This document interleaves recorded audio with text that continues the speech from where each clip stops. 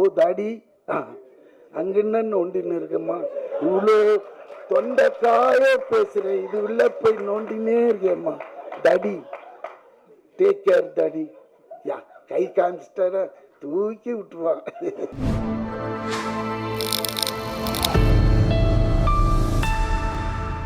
ப்ரெஸ்ஸுக்கு என்னுடைய வணக்கங்கள். ஏன்னா எப்பவுமே இவ்வளோ வணக்கம் பண்ண மாட்டேன் குனிஞ்சு ப்ரெஸ்ஸுக்கு. ஏன் இந்த வாட்டி இவ்வளோ குனிறேன்னா, இது ரொம்ப சின்ன படம்ன்ட்டு சொல்லிட்டாங்க. இதை கொஞ்சம் தூக்கி போய் சேர்க்கறது உங்கள் கையில் தான் இருக்கு. அதுக்கான உண்டான 2-3 விஷயத்தையும் சொல்லிடுறேன், இது உள்ள நடந்த விஷயத்தையும். அப்போ இன்னும் கொஞ்சம் தூக்கி விடுவீங்கன்னு நம்புகிறேன். ஏன்னா உள்ளே வந்துட்டாங்க ஜனங்க, படம் பார்த்து ஹாப்பியாக ஃபீல் பண்ணுவாங்க. ஏன்னா முதல்ல இது கிஸ்ஸோட விஷயம் அப்புறம் வரேன், இருக்கிறது டைம் கொஞ்சம் தான். முதல்ல அந்த ஏசியை கொஞ்சம் ஆன் பண்ணிவிடுங்க. அவர் ஆஃப் பண்ணி வச்சுட்டார் போல இருக்கு. ப்ரெஸ் தானே, ஒன்றும் இல்லை சார், கொஞ்சம் ஏசி போட்டுருங்க சார், கேட்டிருக்காருங்களே. அதுக்கு அடுத்தது இந்த படத்தில் முக்கியமாக பேச வேண்டியது இந்த டைரக்டர் சதீஷ். பேசிக்காக கவின் மற்றவங்களை பற்றி எல்லாமே சொல்லிட்டாங்க, எடிட்டர் வரைக்கும் எல்லாரையும் சொல்லிட்டாங்க. இந்த சதீஷை பற்றி நிறைய பேருக்கு தெரியாது வெளியே. வெரி வெரி ஹைப்பரானவன், சாதாரணமாக இருப்போம். நம்ம சில விஷயம் கேட்டோன்னு இவன் எப்பவுமேங்க தூக்கத்தில் கூட இல்லை, ஏதாவது ஒரு சேஷ்டை பண்ணினே தூங்குறவன். அதனால தான் டான்ஸ் ஈஸியாக வந்துடுச்சு. அவங்க மாஸ்டர் என்கிட்ட சொல்லியிருக்காரு, ராஜசுந்தரம். இவன் ஒரு வித்தியாசமான பையன் கணேஷ், எப்பவுமே இந்த இது மாதிரியே இருக்கிறாரு. அதே மாதிரி அவர் வந்து மேலுக்கு தான் நல்ல மூமெண்ட்ஸ் போடுவார் ராஜு மாஸ்டர். ஃபீமேல் ஹீரோயின்ஸ்க்கெலாம் கம்மி. இவன் எப்படின்னா வெறும் ஹீரோயின்ஸுக்கே தான் மூமெண்ட் போடுவான், மேலே விட்டுடுவான். அந்த மாதிரி கேரக்டர் கழிச்சுன்னு. இப்போ முதல் டைமாக டைரக்ஷன் வரும்போது விபீர்னுச்சு. சரி என்னடா இது அப்படின்னது, கவின்கிட்டேருந்து ஒரு ஃபோன், அண்ணே நம்ம பையன்தான் அப்படி. நம்ம பையன்தான் சரி என்னடா. ஏன்னா இவனை வந்து தளபதி விஜய் இருக்காரு, அவருக்கு ரொம்ப பிடிக்கும். செட்டு உள்ள வந்தானாலே குபீர்னு பண்ணி விட்டுருவான். அவர் அதுக்காகவே கொஞ்சம் முன்னாடியே உள்ளே வந்துடுவார். அவருக்கு 10 மணிக்கு தான் வச்சுருப்பான் நெல்சன் ஷாட்டு. ஆனால் யாரெல்லாம் வந்திருக்காங்க சார், டீமே வந்துடுச்சு. எங்களை ஒரு 8 மணிக்கே வர வச்சு அவர் வர்றதுக்கு முன்னாடியே ஷார்ட்ஸ் எடுப்பான் எங்களை வச்சு. அந்த டயத்தில் அவர் கொஞ்சம் சீக்கிரமாக வர்றார். ஏன் தலைவா கொஞ்சம் லேட்டாக வந்து நாங்கள் இல்லைன்னா இவனுக்காகவே வருவார். வந்த உடனே அங்கே ஒரு பர்ஃபார்ம் காமிப்பான் பாருங்க, அவரு ஓன்னு சிரிப்பார், சந்தோஷமாயிடும். செட்டே கலகலகலன்னு இருக்கும். அந்த 40 டேஸ் எப்படி போச்சுன்னே தெரியாது. ஏன்னா அந்த படத்தை என்னால் மறக்கவே முடியாது. ஒரே ஒரு வார்த்தையால் இன்னைக்கு நான் வந்து ஹைதராபாத்தில் இருக்கிற டாப் ஹீரோஸுங்களோட படம் பண்ணிகிட்ருக்கேன். கிட்டத்தட்ட ஒரு 8-10 படம் நடக்குது. முந்தா நேற்று கூட அலுமினிய ஃபேக்ட்ரின்னு அங்கே ஒரு மினி ஸ்டுடியோ இருக்குது. அது உள்ளே போனால் எடுத்த உடனே நாக சைத்தன்யா, அந்த பக்கம் பார்த்தா சிரஞ்சீவி சார் அதுலேயும் இருக்கிறேன். அந்த பக்கம் பார்த்தாக்க பூரி ஜெகநாத் படம், நம்ம விஜய் சேதுபதி படம் அதுலேயும் நான் இருக்கிறேன். 3 படத்துலையும் இருக்கிறேன். அப்போ அங்கே ஒருத்தர் பிரம்மாஜின்னு ஒருத்தர் இருக்க, அவரு கிட்டத்தட்ட 240 படம் பண்ணிட்டு கின்னீஸ்க்காக ட்ரை பண்ணின்னு. அவர் என்னை பார்த்துக்க, யாரா நீ, எப்படி ஒரே ஒரு வார்த்தையை வச்சு இவ்வளோ தூரம் வந்து கலக்கிற, நடிக்காமையே வெறும் அந்த எவ்வளோ இந்த டேலண்ட்டுக்கு ஒன்று தூண்ண பாருங்க. அந்த தூக்கு அவ்வளோ ஆடியன்ஸ் இருக்கிறாங்க. அந்த இதுக்கு இந்த வார்த்தைக்கு தெலுங்கு எல்லாமே அப்படியே என்ன தலையில் தூக்கி வச்சு ஆடுறாங்க. எனக்கே ஒன்றுமே புரியல. நான் இங்கே பண்ணியிருக்கிறேன் ஏற்கனவே, இங்கே என்ன சொல்லுது அதெல்லாம் ஒன்றுமே கிடையாது. இவனை இப்படி சொன்னது அதுக்கு என்ன தெரியுங்களா, அதுக்கு நான் வந்து விஜய் சாருக்கு தான் நன்றி கடன் பண்றேன். எப்படின்னா பீஸ்டில் ஒரு லிஃப்ட் சீன், நான் எனக்கு முன்னாடி இந்த டான்ஸர் சதீஷ், அப்போ டான்ஸர் தான், இப்போ தான் டைரக்டர். டான்ஸர் இப்படியே போவோம் கூட 7-8 பேர். இதில் ஹீரோ அவரு நின்று இருப்பார். காலையிலேருந்து இதே தான், டே நெல்சா ஏதாவது ஒரு டைலாக் அதுக்கு ஒரு போர் அடிக்குது. இதை வந்து விஜய் சார் கேட்டேன், ஏய் நெல்சன் எதனா கொடு, எதுனா ஒன்று சொல்லியா அப்படின்னா, எதுனா ஒன்று சொல்ல, டே என்னடா விளையாடுற, அங்கங்கே கேமரா இருக்குது, இது என்ன ஒன்றா சொல்லுன்னா, முன்னாடி இவன் தாண்டா இருக்கிறான்னு. அப்போ இவனை பார்த்து சொன்னேன், டே நீ எதுனா ஒன்று சொல்லு, அது கவுண்டர் நான் அடிக்கணும். அதே மாதிரி இவர் சாவ போகிறோம் எது வில்லன் கையில், அந்த நேரத்தில் இவர் ஒன்று போடுவார், அதுக்கு விட்டுங்க டேய் யாரா நீ சாவும்போது இப்படி ஒரு காமெடி பண்ணுற தெய்வீக குழந்தைடான்ட்டு இந்த கடைசியில் சார் அந்த தூணுவேங்க. அதில் ஒருத்தன் ஏர்போர்ட்டில் என்னை பிடிச்சி சார் அந்த டைலாக்லாம் எங்கள் ஆளுங்களுக்கு ரொம்ப பிடிச்சிச்சு தெலுங்குல, ஆனால் அந்த தூணிங்கள அதுதான் சார் எனக்கு ரொம்ப பிடிச்சிச்சு. அதுக்காக நான் 20 டைம் பார்த்தேன் நான் அப்படின்ட்டு நானே கிளம்பி எவ்வளோ அந்த ஒரு நம்மளோட வாய்ஸ். அதனால இப்போ திடீர்னு இந்த எடிட்டர் உள்ளே வரும்போது என்னை அப்செட் பண்ணிட்டாருங்க. என்னடா தெலுங்கு டீச்சர்னு காமிச்சா அதில் பார்த்தா எவனோ ஒருத்தன் மிமிக்ரி ஆர்டிஸ்ட் பாடிக்கிறாங்க பேசியிருக்கிறாங்க எனக்கு பதிலாக. என்னடா டேய் சதீஷ் நீ தானடா டைரக்டர், யார்? அது ஒன்றும் இல்லை தலைவா, நீ வரல பிஸியில் ஏதோ ஒன்று போட்டு விட்டாங்க எனக்கே தெரியலன்றான். அதெல்லாம் ரொம்ப தப்பான விஷயம் சதீஷ், ஜஸ்ட் ஃபாலோ இட். நாளை காலையில் கூட வந்து டப் பண்ணி கொடுத்துறேன். ஏன்னா மைத்ரி அவங்க வேற யாரையும் வச்சு பண்ண மாட்டாங்க அவங்க. இது இல்லை இதுன்னா இதை சொல்ல வந்தேன். அதுக்கப்புறமா இப்போ கம்பேக் டு கிஸ்,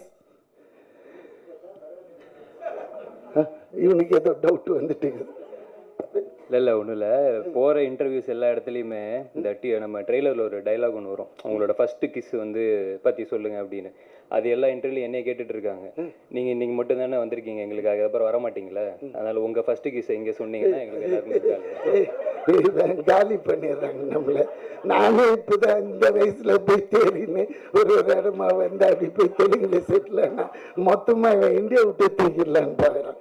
இல்லைடா கிஸ் பற்றி நான் சொல்லுவேன், பட் யூஏ தானே 13 இயர்ஸுக்கு மேலே தானே எல்லாம் இருக்கிறோம், பேசலாம் இல்லை கொஞ்சம் இதுவாக இருக்கும். ஐயோ என்ன மனுஷன் எப்படி இன்ட்ரெஸ்ட் அதான் சொல்லுவாங்க சார். நான் தெய்வத்தை பார்த்துட்டு வந்தேன்னா அதே ஒருத்தங்கிட்ட சார் நான் பேயை பார்த்துட்டு வந்தேன் எப்படி இருந்தது பேய், அந்த இன்ட்ரெஸ்ட் லெவலில் இங்கே காமிக்கிறாரு. சரி போகிறேன். இது உண்மையான நிகழ்வு நடந்தது. 2 மினிட்ஸில் ஒரு சின்ன குட்டி கதை சார். ஒரு 21 வயசு இருக்கும் எனக்கு. அந்த டயத்தில் சரக்கு அடிக்கணுன்னாலே மகாபலிபுரம் போயிடுவோம் நானும் என் ஃப்ரெண்டும். அவன் வந்து எப்படியாப்பட்டவனா அவனோட சரக்கு தனியாக வாங்கிக்குவான். எனக்கு அப்போயே நான் வந்து பியர் தான், ஒரு பியர் ஆக்சுவலி மண்ணில் படுத்துருவேன். உண்மை அது எல்லாத்தையும் வாங்கிட்டு பேக் பண்ணிவிட்டு அங்கே அந்த கோவில் ஒன்று இருக்கும் பாருங்கள், அது பக்கத்தில் மண் இருக்கும் சாமி, அடி அதில் போய் உட்காந்து அடிப்போம். அடிச்சுட்டு ஒரு 3-4 மணி கிளம்புனா வந்து ஊர் சேர்ந்துடும். இதுதான் எங்களோட ஒரு வீக்லி ஒன்ஸ் இல்லை ட்வைஸ் இது மாதிரி நடக்கும். ஒரு வாட்டி நான் போகும்போது 2 பொண்ணுங்க எங்கே இருந்துன்னா ஃப்ரெஞ்சு உமன், ஃப்ரெஞ்சு கேர்ள்ஸ் அப்படியே பார்த்தது. அதுங்க எல்லாம் எங்கள் துணிங்களை பார்த்துக்கிறீங்களான்னு. என்னங்க இல்லை நாங்கள் ஸ்விம் பண்ண போகிறோம், மண்ணில் தானே உட்காந்துருக்கீங்க, இதை பார்த்துக்கோங்க. அவங்களுக்கு தெரியாது, நல்ல வேலை எங்ககிட்ட சொல்லவே நாங்கள் பார்த்துக்குவோம் பாதுகாப்பாக, அவங்களையும் சேர்த்தே பார்த்து அழகாக அனுப்பிச்சி விட்ருவோம் நம்ம. அப்படின்னும்போது சரி பார்த்துக்கலாமே அது என்ன வச்சுடுங்க அப்படி. எனக்கு இந்த ஃப்ரெஞ்சு கேர்ள்னு ஒன்று ஃப்ரெஞ்சு கிஸ்ஸு தான் ஞாபகம் வந்துடுச்சு. அப்படி கிட்ட போனேன், எக்ஸ்கியூஸ் மீ, ஏன்னா அவங்களுக்கு இங்கிலீஷ் அவ்வளோவா பேச வரல. ஃப்ரெஞ்சு தான் பேசுவாங்க, இங்கிலீஷ் நம்மளை விட ஓட்டை இங்கிலீஷாக இருக்கும். அவள் கேட்டேன் என்ன வேணும் பின்னாடி தத்துனேன். முதல்ல இது அந்த உருவமே பயங்கரம்.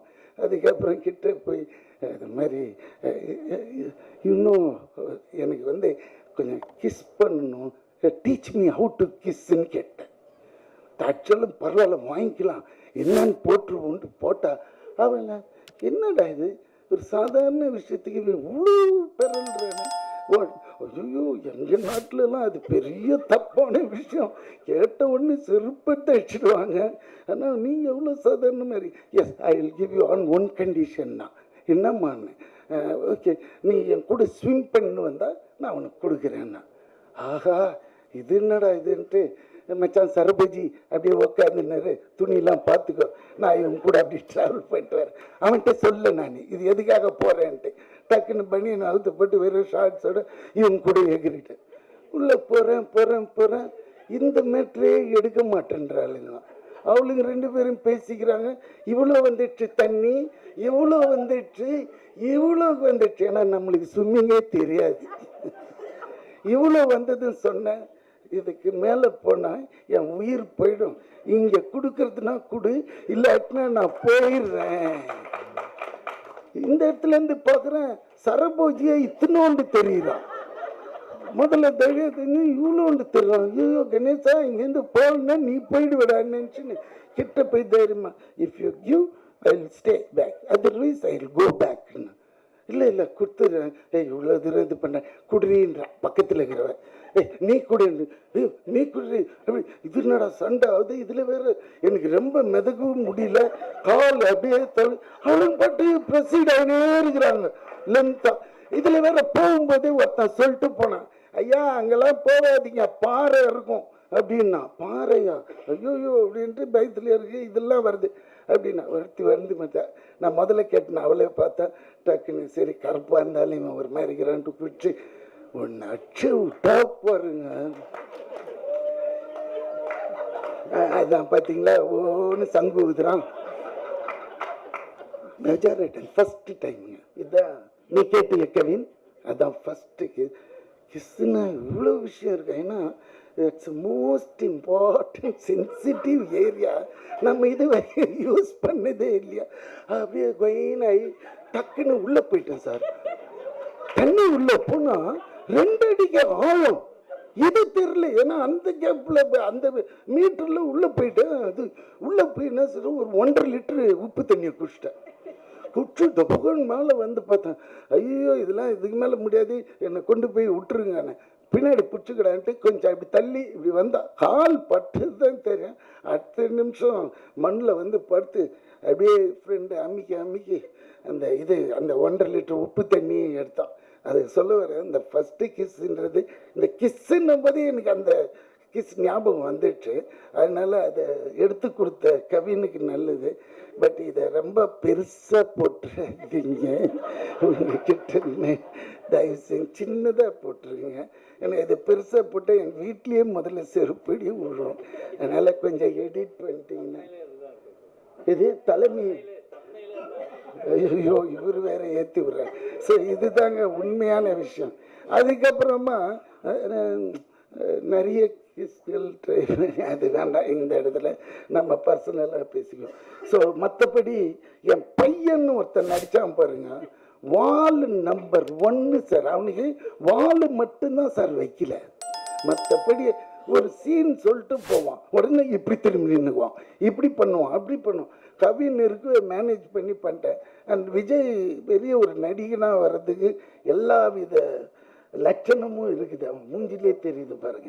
அதே மாதிரி அந்த டிஓபி அவர் எங்கே நிற்கிறாரு எதுக்கு நிற்கிறாருன்னு தெரியாது, யாரோ மாதிரி இந்த நம்ம இவங்க வருவாங்கள்ல கெஸ்ட்டுங்களாம் வீட்டுக்கு வந்தாங்கன்னா அடி ஓரத்தில் நிற்பா, அது மாதிரி அவர் விருந்தாளி மாதிரியே வந்துட்டு விருந்தாளி மாதிரியே போயிட்டார்.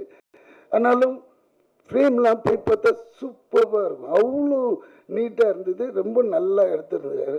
அது கவின் பற்றி உங்களுக்கு சொல்லவே தெரியல, டாடாவில் சக்ஸஸ் ஆன ஒரு பேரு. இதில் ரொம்ப இதுவே வந்து இப்போ இந்த படம் ஜெயிச்சே ஆகணுன்ற ஒத்த இதில் நிற்கிறது சதீஷ் தான். அது வந்து நீங்கள் நினச்சா பண்ணி விடலாம், அது உங்கள் கையில் தான் இருக்குது. ஏதாவது ஒரு பொய்யை சொல்லியாவது அவனை தூக்கி விட்டுருங்க தயவுசு. ஏன்னா உங்களை காமிக்க முடியாது படத்தை இப்போ இது மாதிரி. அதே மாதிரி அந்த ப்ரொடியூசர் ராகுல், அவர் இது வரைக்கும் நான் பார்த்ததில்லை, அவரையும் படம் முடிகிற வரைக்கும் இன்னைக்கு இவனுங்க காட்டல. இந்த ஹீரோயினையும் எனக்கு காட்டவே இல்லை. ஆனால் அந்த பொண்ணு டீசெண்டாக சொல்லிட்டு போது I am very thankful to work with you அப்படின்னு. எங்கம்மான்னு கேட்டிருப்பேன். சரி எதுக்கு விட்டுடுவோம், காட்டவே இல்லை சார், ஒரு சீன் கூட வைக்கல. அவ்வளோ அழகாக பொத்தி அழகாக எடுப்பானுங்க நம்ம பசங்க. அதில் Sathish one of the best. அதனால் நம்பி பண்ணலாம்.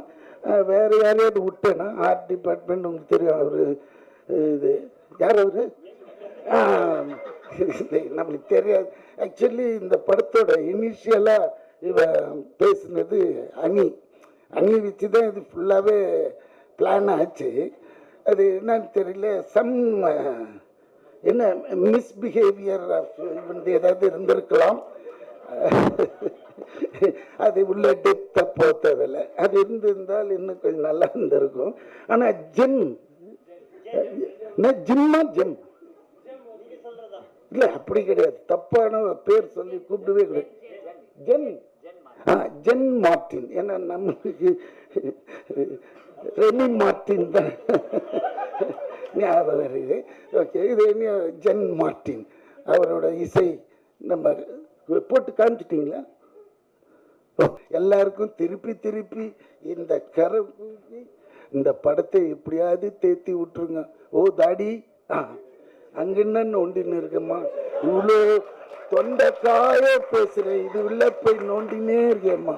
தடி டேக் கேர் தடி. யா கை காமிச்சிட்டார தூக்கி விட்டுருவான்.